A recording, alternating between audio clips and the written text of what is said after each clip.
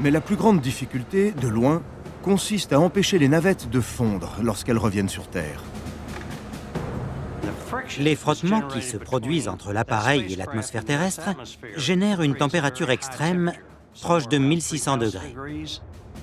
La NASA avait jusqu'alors protégé ses astronautes en les logeant dans une petite capsule, entourée d'un épais pare-chaleur destiné à se consumer. En fondant progressivement, il dissipe une grande partie de la chaleur, comme lorsque vous transpirez. Ça fonctionne bien, mais une seule fois. Mais dans le cas de la navette, les contraintes sont très différentes. La navette avait besoin de boucliers thermiques légers et réutilisables, contrairement aux anciens. La NASA choisit d'utiliser un nouveau matériau révolutionnaire. Voici une tuile de silice. Pour faire simple, la silice n'est rien d'autre que du sable à l'état pur. Elle contient surtout de l'air. Ces tuiles dissipent très efficacement la chaleur. Même chauffées à 1300 degrés, on peut les prendre à pleine main après quelques secondes. Malgré tout, elles comportent un défaut, leur extrême fragilité. Je pourrais la percer avec mon doigt. C'est vous dire à quel point c'est fragile. La NASA au début ne parvient pas à faire adhérer ces tuiles délicates à la paroi métallique de la navette. Pendant près de 2 ans, nous avons réalisé des tests pour être sûrs que ces tuiles adhéreraient solidement. Ils finissent par découvrir que la meilleure des colles est un mastic de salle de bain. Nous sommes allés acheter du mastic pour baignoire dans une quincaillerie. On a essayé et ça a fonctionné. Après un nombre incalculable de tubes de joints pour salle de bain, la première navette spatiale est prête. Le 1er février 2003, c'est le moment de la rentrée atmosphérique. La navette fait une poussée de désorbitation et commence sa descente à travers l'atmosphère. En Floride, les familles et les journalistes attendent l'arrivée des astronautes. Vu que la navette fait sa rentrée de l'ouest jusqu'à l'est des États-Unis, des passionnés ont leurs caméras braquées dans le ciel dans les États du Sud.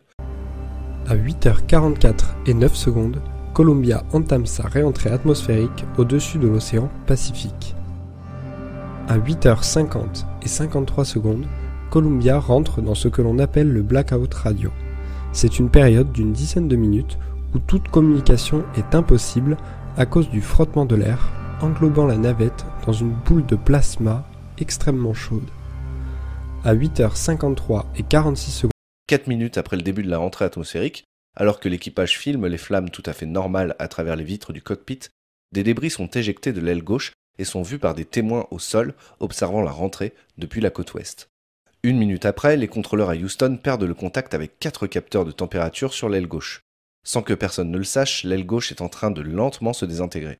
La navette survole le Nevada, l'Utah, l'Arizona, puis commence une série de manœuvres prévues qui se déroulent parfaitement.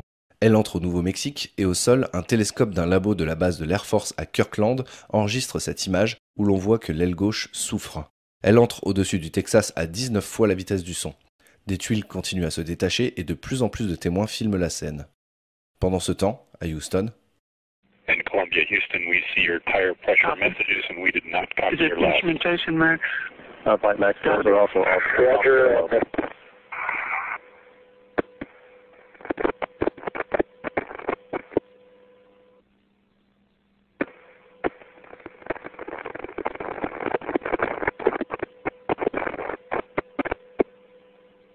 Tandis que Houston entend les dernières paroles de Rick Husband et a perdu le contact avec Columbia, la navette se met à tourner dans tous les sens, se désintégrant totalement. Le cockpit survit quelques secondes avant de lui aussi être totalement détruit.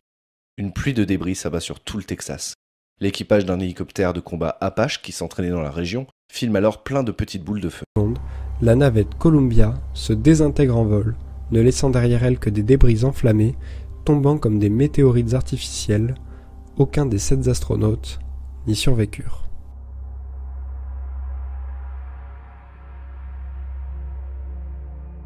Bonjour et bienvenue dans Space. Partir dans l'espace, on sait faire, il suffit de prendre place dans une fusée et décoller. Mais qu'en est-il du retour sur Terre? La rentrée dans l'atmosphère reste l'un des plus grands défis à relever pour le secteur spatial. On en parle dans un instant. Passons au sujet principal de cette édition. L'Europe a mis au point un nouveau vaisseau, l'IXV, pour se confronter à la rentrée dans l'atmosphère.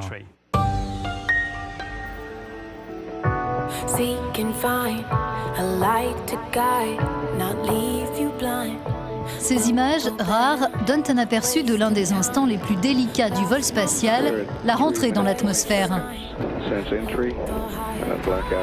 Un moment où, pourrait-on dire, ça passe ou ça casse. Pour s'y confronter, l'expérimentation ne suffit pas, il faut partir dans l'espace et revenir. C'est justement la mission du nouveau véhicule de l'Agence spatiale européenne. Ça, c'est l'IXV, le modèle qui va bientôt être lancé. C'est l'unité de vol qui s'envolera à bord de la fusée Vega en novembre de cette année.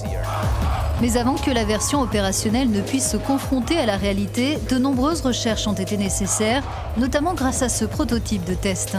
Giorgio Tumino dirige ce projet à l'ESA. L'objectif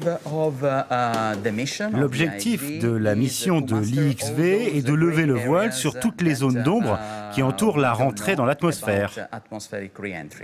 Pour progresser dans ce domaine où l'ESA a jusqu'à présent peu investi, ce nouvel engin sera acheminé dans les prochaines semaines par une fusée Vega à une altitude de 430 km, similaire à celle où se trouve la Station spatiale internationale, puis amorcera sa descente vers un endroit précis sur Terre.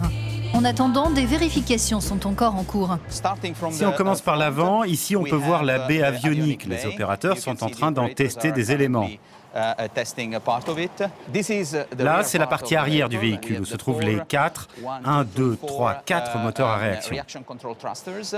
Ce qui est noir ici, c'est la protection thermique à base de céramique, un matériau extrêmement performant. Et ce qu'on voit ici, ce sont les points où sont placés les capteurs. Donc, il y a des capteurs de pression, des jauges de contrainte qui sont intégrés au véhicule. Le retour sur Terre n'a rien d'une promenade de santé. Lorsqu'il pénétrera dans l'atmosphère à une vitesse de 28 000 km/h, les parois de l'IXV seront exposées à une chaleur extrême. Les frottements de l'air feront monter le nez et les gouvernails à une température de 1800 degrés Celsius. Le phénomène atteint un pic à une altitude très spécifique de notre atmosphère. Une zone où tout se joue, comme l'explique José Longo, la référence en matière de rentrée atmosphérique. Dans le cas de véhicules qui ne sont pas conçus pour revenir dans notre atmosphère, comme les engins classiques et les satellites, tous ces appareils se disloquent entre 80 et 75 km de la Terre. Nous rencontrons le grand spécialiste des débris spatiaux au sein de l'ESA, Holger Krag.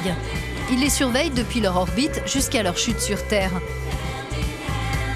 Pour mieux nous faire comprendre les forces auxquelles se confronte l'IXV, il nous présente une vidéo où le vaisseau cargo ATV se désintègre, comme prévu, au moment de sa rentrée. À une altitude d'environ 100 km, l'ATV devient déjà incandescent. On voit des fragments assez petits qui se détachent à l'arrière. Ce sont principalement les panneaux solaires qui dépassent de l'engin. Ils se cassent en premier en étant arrachés par les forces aérodynamiques. Là, nous sommes en gros à 75 km. On voit un flash et un nuage de gaz à l'arrière. C'était l'explosion, l'interaction du carburant avec l'atmosphère, l'auto-inflammation. À 60 km, les températures sont très élevées. Il y a des objets blancs incandescents qui tombent à l'arrière parce qu'ils sont très légers.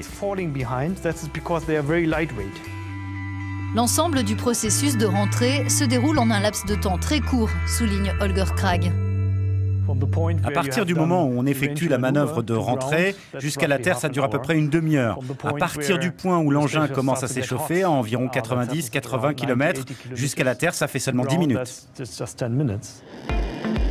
L'un des éléments clés dans cette phase critique, c'est le design innovant de l'IXV, une navette sans ailes qui peut changer de direction.